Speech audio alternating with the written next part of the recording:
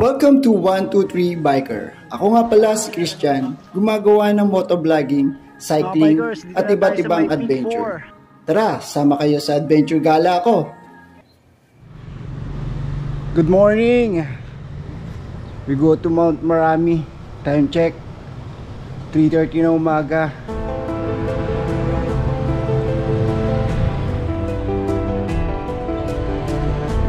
Lapit na tayo. 1.7 kilometers na lang. 3 minutes, sabi ni Waze.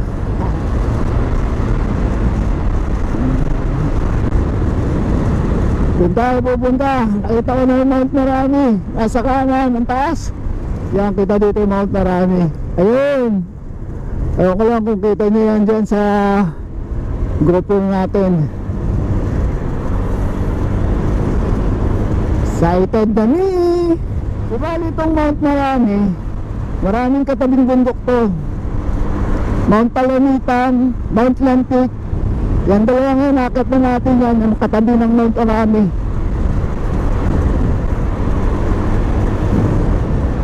Gusto nyo mapanood yun, nandiyan lang sa mga video natin. Panoorin nyo. Ito yung barangay ng Talipusngo. Jump off. Ayun o, jump off Talipusngo, Mount Marami. Ito ang Talipusngo Barangay Hall Park. Tara, punta tayo. Diretso pa. Diyan papasok ng Mount Marami. Ayun yung Talipusngo way. Pero dito tayo dadaan sa Barangay Ramirez, hindi sa Talipusngo. Nag-message sa akin. So kabila. Dalawa silang daan ng Mount Marami. Pwede kang dumaan dyan sa Talipusngo, tapos pwede ka rin dumaan sa may Barangay Ramirez. Wow, ganda oh. Pure banking dito.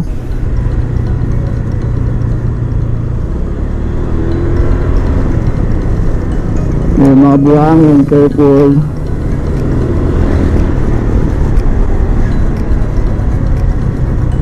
Blind. Oh, may mga malilit na baba. Malilit nyo, no? Dalas yan. Katakot yan. Slow down. Woo! Isa sa mayamang lugar to, itong Cavite. Maraming bundok. Kaya nakaka-excite pumunta dito.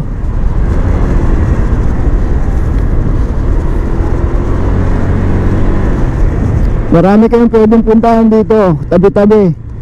Kabyang Tunnel. Kung mahilig naman kayo sa bundok, mag-mountain climbing, andito ang Mount Marami, Mount Palamitan, Mount Lantic. Pag gumusog ka naman papuntang Nasugbu, Mount Batulaw naman. Yung mga yun, nakit na natin yun. Diba, ito na lang Mount Marami, hindi pa. Unlock na natin itong Mount Marami. Yes! Ganda ng daan.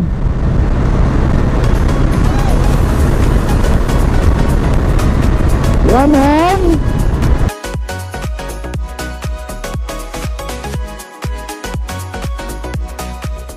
Nandito na tayo sa may Barangay Ramirez. Di bali dito yung registration ng mga umakyat dito sa may Mount Marami. Kasama natin si Kuya Jay. Siya yung di baling guide natin. Di bali Kuya Jay, ano po bang ma-advise nyo sa mga akyat dito sa mga dito sa ma-advise ko sa mga akyat dito na huwag masyadong ismulin yung Mount Marami. Hindi ko mo mababasya. Pwedeng ismulin mo lang siya, pero kanyan, pwede kang mahirapan. Oo, kung baguhan ka. Pero pag sanay ka, okay lang naman kasi buron patag naman yan eh. Pero mahaba ang trail. Ilang kilometro po lang? Bali, ang haba niyan, 8.7 paakyat, gano'n din pababa. 8.7. Ang taas niya, 633 meters above sea level. Ayos. O, sa mga gustong umakyat, kontakin nyo lang ako sa Pangalan ko Jay Ilagan, tapos ang contact number ko 0956-671-3534. Yun, kontakin niyo si Sir Jay sa Facebook account niya. Thank you, sir. Kasama namin si Kuya Wilfred. Kuya Wilfred in the house. Siya yung magiging guide natin. Pwede si Kuya Jay. So si Kuya Wilfred yung kasama natin ngayon. May na-meet din tayong mga kaibigan bago umakyat ng Mount Marami. Nandiyan si Sir Ed, Sir Mark, at Ma'am Kim. Hindi pa kami nakakalayo buhat sa jump off. Siguro mga 10 meters away pa lang sa jump off, pero ang dami ko na naririnig na mga huni ng ibon. Baba lang nga. Bali itong portion na to, downhill na to, papunta doon sa may ilog. Mapapansin nyo, maputik pa.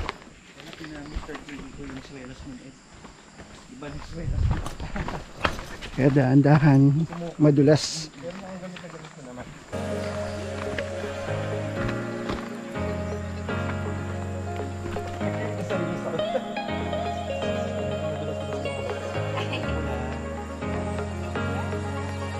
Dahan-dahan.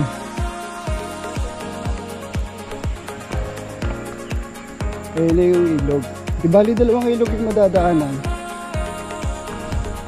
Papuntang summit ng Mount Marami.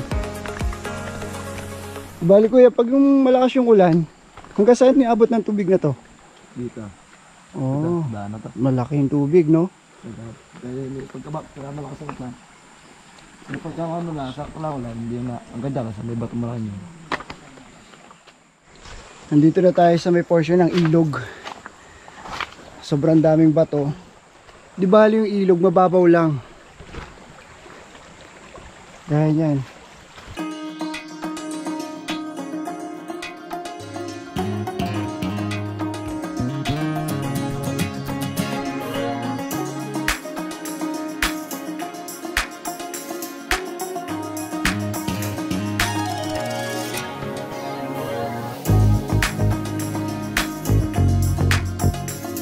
Tulay na to, itong nag-iisang daan ng mga local dito sa Mount Marami. Dahil kapag lumalakas ang tubig dito, gawa ng ulan, umaapaw ito. Gawa sa kawayan, tapos may mga kable lang na pumoprotekta. Baka sa tagal na ng kawayan na yan, pwedeng iba dyan ay malapit na maputol. Ilang metro na din ang aming nalalakad at mapapansin na ang mga naglalakihang punong kahoy. Sobrang dami ng punong akasya dito. Halos tabi-tabi ang puno ng akasya. Kaya napakalilim. Tapos fresh air. Ilang oras na din kaming naglalakad at nararamdaman na namin ang hirap paakyat ng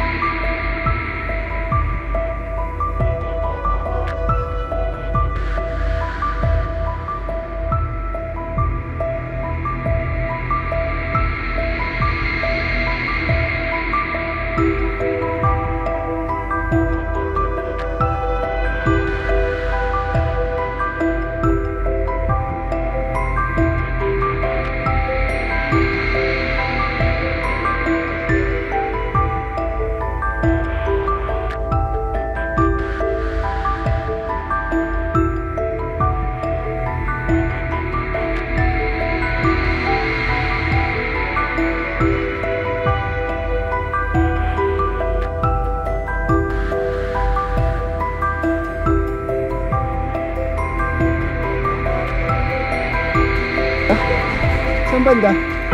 Ayun, pwede daw inumin yung tubig dito. Yan. Saan?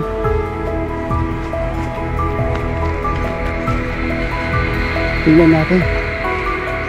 May seabowl dito na pwedeng inumin. Sabi nung guide natin. Yeah. Oh! Look!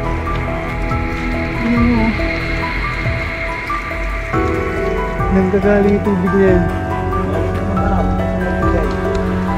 Siya? Saan nanggagaling itong tubig na to? Taas? O ganun, malapit sa summit ng Mount Marami. Dito lang. Tingnan mo. Tikman natin dito. Iniinom niyo to, kuya? Kuya, iniinom niyo to? Try mo muna.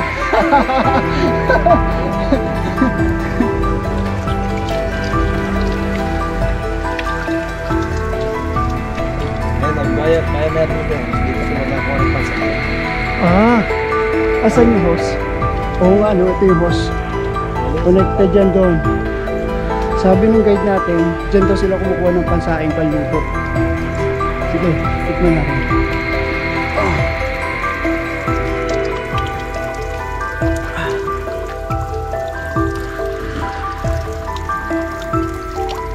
Walang lasa. Wala naman talagang lasang tubig, no? So, I mean, kapag yung ininom mo siya na katulad ng mineral water, eto talagang iba eh. Masarap. Medyo light na parang alam mo yung sabaw ng buko na patabangin mo, sobrang tabang. Ganun yung lasa. Anong dami kaya? Okay. Balik tayo. Trek! Sarap ng tubig na yun ha. Napaboy yung pagod ko. Para sa akin, itong trek na to, ito yung pinaka matarik sa portion going to Mount Marami. Kung mapapansin mo, yun sila. Nasa baba sila.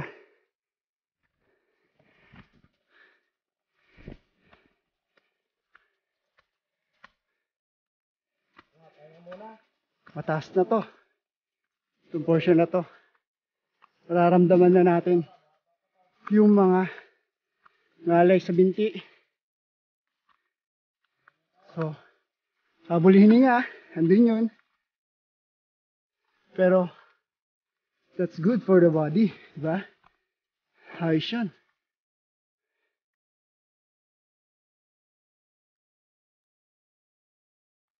Tapos, at the same time, fresh air dahil napapalibutan ka ng malalaking puno. Whew. Oh, may bayawak. Ito ang bayawak. Yun o, bayawak. Kita ba sila? Ayun siya.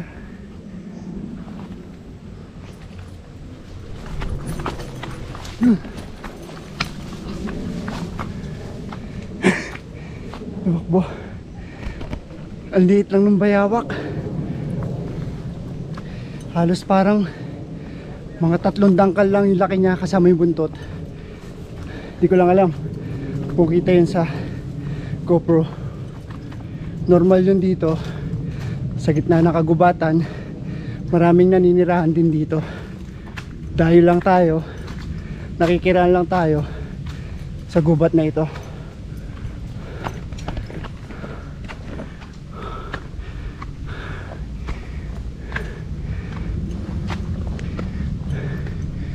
Talagang matarik. Patarik siya ng patarik na wala na yung mga kasama ko sa likod. Dahil ang hakbang mo dito puro pataas, puro pa ganyan. Ayos, panalo.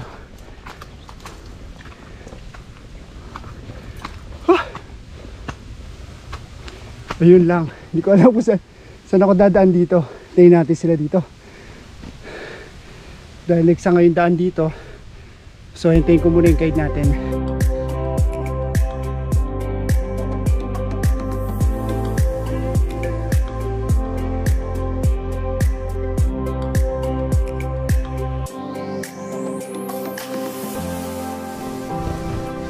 Dito tayo sa may kubo, tambayan ng mga mahilig sa bundok.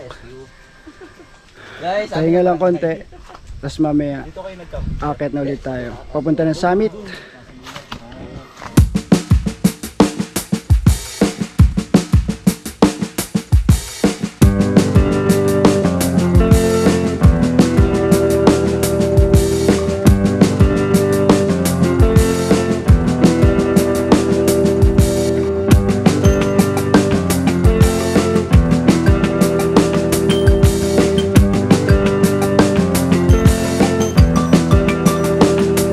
maganda ang view, sabi ng guide natin. Ito lang ang dami. Basta yung malinis lang. Pagka alam nyo kayo nasablay sa dahat, ipigil lang kaya. Kapag nasaan? Kayo sasablay, pag alam nyo mali ang daan nyo, ipigil lang kaya. Sa inyo magandang view? Yan. Halos 3 oras na tayo naglalakad paakyat dito sa Mount Marami. Alas 7 tayo umalis ng jump off. Alas 10 na. Kaya nakakaramdam na rin tayo ng pagod, uhaw, gutom, sakit sa katawan, sa mga binti. Pero mamaya papalitan yan ng magandang view. Oh, ang daming bamboo dito ah. Sobra ah. Oops.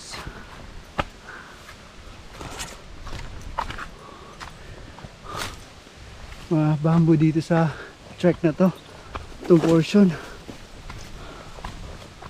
Isa pa. Bakit ito tinawag ulit ng Mount Marami? Maraming ahon. Yun yun. At maraming hakbang. Lahat na ng marami andun. Yeah.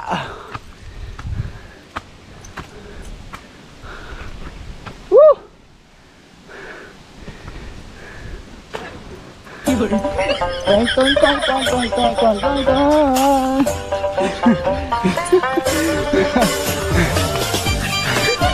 Ayos yun ah. Lekit yun ah. Ito na Mount Marami. Halos maabot ko na siya. Lesson learned and tips na rin sa mga nanonood pag pupunta dito sa Mount Marami. Ngayon ko lang nalaman na wala palang mabibilang food sa summit. Kaya bring your food. Tubig. Yan, mahalaga. Yung dalawang yan. Kasi habang umakit ako dito sa may Mount Marami, naobserbahan ko, napakaduga niyan tignan. Kung titignan mo siya, parang ang lapit-lapit na. Kaya mapapansin nyo sa vlog ko, sa content ko, lagi ko sinasabi malapit na. Pero tignan mo, ngayon ko lang nasabing talagang malapit na. Pero iikot pa rin tayo yata doon. Kagaya ngayon, halos wala akong dalang food, pero may dalang tubig. Nakakaramdam na ako ng gutom dahil magla-lunch break na, or dahil magla-lunch na, magto-12 noon na, diba? Puntakay mo, halos 8 kilometer ang nilakad natin, ahon, lusong sa bundok na to. Pero yun pala, mahirap din. Kaya hindi kahit ko kayo, kung pupunta kayo dito sa Mount Marami, idala kayong pagkain. Tapos syempre lightweight lang mga gamit nyo dahil mahirap din siya.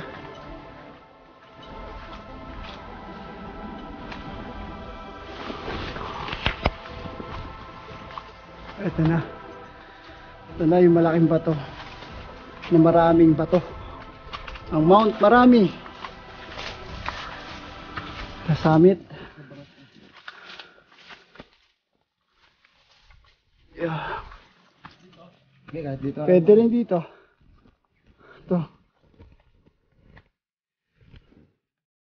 Ito ang Mount Marami. Itong solid na bato na to ay na pinaka-summit niya. Kaya kung mapapansin mo, solid na bato, malaki. Ayan o. Tingnan mo. Tingnan nyo po kung gaano kalaki yan.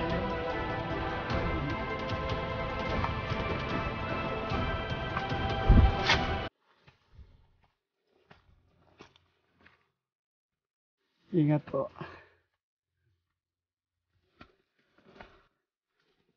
Ingat po. Ayan. Dito na lang dadaan. Welcome